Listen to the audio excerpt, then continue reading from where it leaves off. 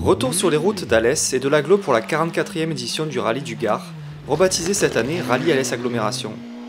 Une première journée entre Portes, Sainte-Cécile et Branoux qui s'est terminée par une super spéciale sur la piste rallye du pôle mécanique, qui était aussi le parc assistance des véhicules.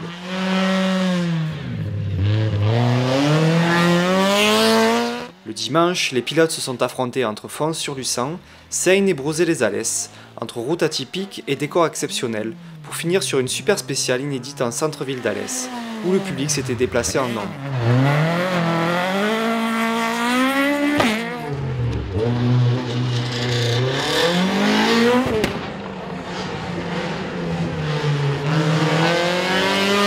Événement dans l'événement, le rallye accueillait cette année une épreuve de régularité sur véhicules électriques et hybrides, l'un des premiers en France.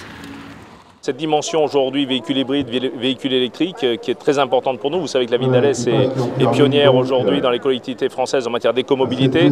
Donc c'était très important pour nous aujourd'hui d'avoir cette dimension qui, je l'espère, dans les années à venir, prendra une très grande importance dans les sports mécaniques. Pour nous, c'est une super crue puisque on a eu des véhicules modernes, des véhicules historiques, des véhicules de régularité.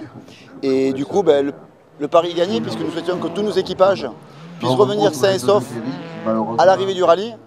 Toutes les voitures parties sont arrivées, excepté une qui a arrêté suite à un problème familial d'une personne. Mais le rallye est vraiment une grosse réussite. 16 équipages étaient engagés au départ du rallye électrique, 16 dont 2 d'élus et 5 d'agents territoriaux d'Alès et d'Alès Agglo au volant de véhicules du parc interne qui n'ont pas démérité puisque bien placés au classement général et surtout fiers de porter les couleurs de leur collectivité sur une épreuve comme celle-ci. Une super impression, on s'était préparé avec Meryl, on avait vraiment tout bossé, on avait repéré les spéciales. Elle en tant que copilote, parfait. Donc elle a su me driver, elle a su me donner les temps qu'il fallait. Donc je pense qu'on a été assez régulière quand même. Moi ça fait 28 ans donc je travaille pour la ville d'Alès. C'est quand même un challenge. D'abord il faut le faire parce que c'est une chance, une opportunité qu'il ne fallait pas louper de faire ça si on avait été sélectionné, comme nous on l'a été avec mon coéquipier. Et je trouve que c'est un super truc. Il faut le faire, il faut le vivre. Et on pourra dire au moins une fois. Si on ne le fait pas, on a fait le rallye du Gard, même si c'est avec des petites eaux électriques. C'était super. La ville s'est engagée dans les énergies renouvelables, l'Agglo aussi, donc voilà, c'était pour montrer à tout le monde qu'on peut faire un rallye en véhicule électrique. Donc ça c'est quand même très intéressant. Donc ça s'est très bien passé.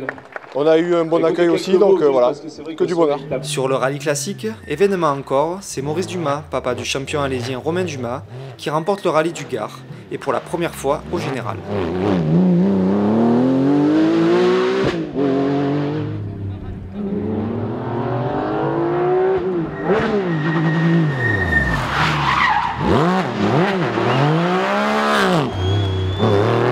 Il n'y a pas grand chose à raconter quand ça se passe bien.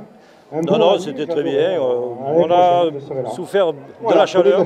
Parce que bon, dans ces voitures-là, il n'y a pas trop d'air. On n'a pas connu de problème particulier. Tout s'est bien passé. Voilà. Mais bon, on ne s'attendait pas quand même à gagner.